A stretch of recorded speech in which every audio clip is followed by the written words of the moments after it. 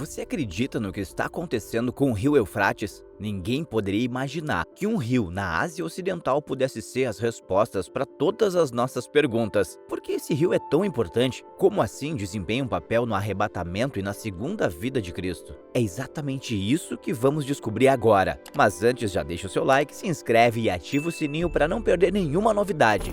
Olá, sejam bem-vindos ao canal Uma Nova Realidade. Só no primeiro mês desse canal, eu já faturei R$ 4.500, trabalhando de casa, sem precisar aparecer e ganhando em dólar. Se você quer saber como tudo isso funciona, basta acessar o primeiro link na descrição.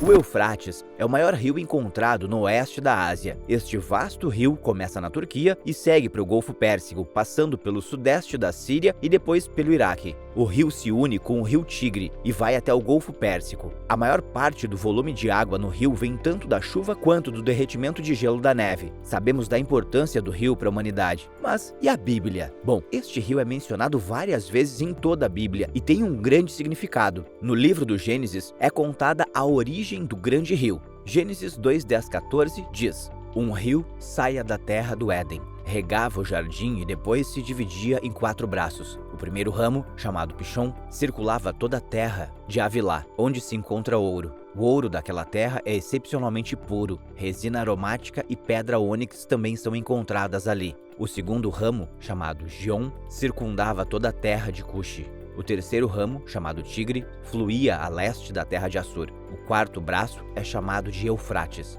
É dito que um rio flui da terra do Éden e depois se ramifica em 4 rios irmãos. Em seguida, Gênesis 15:18 diz: Então o Senhor fez uma aliança com Abraão naquele dia e disse: Dei esta terra a seus descendentes, desde a fronteira do Egito até o grande rio Eufrates.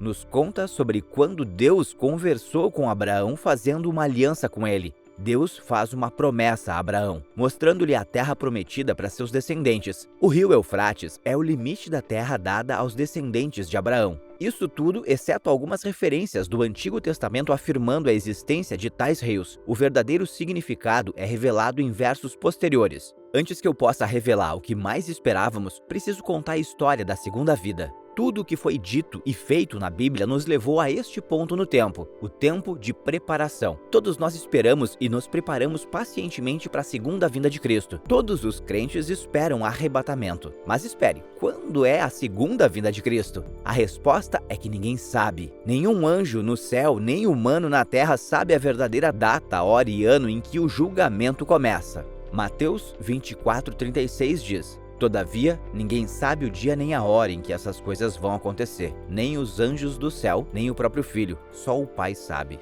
O conhecimento disso gerou muita especulação entre pregadores e crentes. Muitas previsões públicas foram feitas ao longo dos anos, mas aqui está o fato. Tudo o que sabemos é que, quando isso acontecer, inevitavelmente será como nos dias de Noé antes do dilúvio. Todos estariam se divertindo, consumidos em banquetes e casamentos. Isso fala do fato de que, embora todos estejamos igualmente cientes do dia do julgamento, ele pode acontecer a qualquer momento, mesmo que pareça para muitos que foi um momento inesperado. A primeira coisa que acontecerá será o arrebatamento. O que é o arrebatamento e por que isso é crucial na segunda vinda de Cristo? Tessalonicenses 4:14-15 diz: Pois, visto que cremos que Jesus morreu e ressuscitou, também cremos que, quando Jesus voltar, Deus trará de volta com ele os crentes que morreram. Nós lhe dizemos isso diretamente do Senhor. Nós, que ainda tivermos vivos, quando o Senhor voltar, não o encontraremos antes daqueles que já morreram. Aqueles que realmente acreditam em seus corações que nosso Senhor Jesus Cristo morreu, mas depois ressuscitou, serão levados no arrebatamento. Aqueles que já se foram não encontrarão o Senhor. Tanto que os que já se foram, quanto os que estão vivos durante o arrebatamento, são levados juntos. Após o arrebatamento, um anjo surge do leste, carregando o selo do Deus vivo. Este anjo vem com a ordem aos 4 anjos da destruição para não prejudicar a terra, nem os oceanos nem a terra, até que cada um dos 144.000 servos escolhidos de Deus tenham sido selado com o selo do Deus vivo. As 144.000 pessoas são das 12 tribos de Israel, totalizando 12.000 de cada tribo. Depois que o anjo termina de selar as 144.000 pessoas escolhidas, é quando os anjos tocam as 7 trombetas. As primeiras 4 trombetas são conhecidas como as trombetas da devastação. Fogo com sangue é o que se segue ao som da primeira trombeta. Quando isso for desencadeado sobre a terra, toda a grama verde e 1/3 de todas as árvores queimarão. Uma grande rocha ardente mergulhando as profundezas dos oceanos é o que acontece ao som da segunda trombeta. Isso faz com que todos os navios e a vida aquática sejam destruídos e 1/3 dos oceanos se transforme em sangue. Ao som da terceira trombeta, 1/3 de todas as fontes de água doce é envenenado como resultado da grande estrela Caruncho caindo na Terra. A humanidade será terrivelmente afetada, já que muitos não sobreviverão aos efeitos do veneno. Nossos corpos celestes, o Sol, as estrelas e a Lua, são tocados após o toque da quarta trombeta. Isso causará uma grande escuridão sobre a Terra por 1/3 das horas do dia e da noite. As 3 trombetas restantes são chamadas de ais. Um anjo aparecerá antes que a quinta trombeta soe. O anjo traz uma advertência para aqueles que são deixados na terra. Ai daqueles que habitam na terra, por causa dos toques restantes da trombeta dos 3 anjos que estão prestes a soar. Ao som da quinta trombeta, o poço sem fundo é aberto por uma estrela personificada, fazendo com que a atmosfera escureça à medida que a fumaça é liberada dentro do poço. Através da fumaça, comandados por seu rei Abábdon, gafanhotos descritos como cavalos de guerra com cauda de escorpião, que têm dentes de leão e um rosto humano, são liberados para atormentar, mas não matar, aqueles que não têm o selo de Deus. Ao soar a sexta trombeta, os 4 anjos que estavam presos ao rio Eufrates são soltos, cada um com um exército de 200 milhões de soldados montados. Essas montarias podem produzir fogo, enxofre e fumaça. Esses guerreiros são a causa da aniquilação de 1/3 da humanidade. Ao som da 7ª e última trombeta, altas vozes no céu cantarão juntas. O reino do mundo passou a ser de nosso Senhor e de seu Messias, e ele reinará para todo sempre. Quaisquer sobreviventes considerados dignos também são levados por Deus para se juntar aos outros.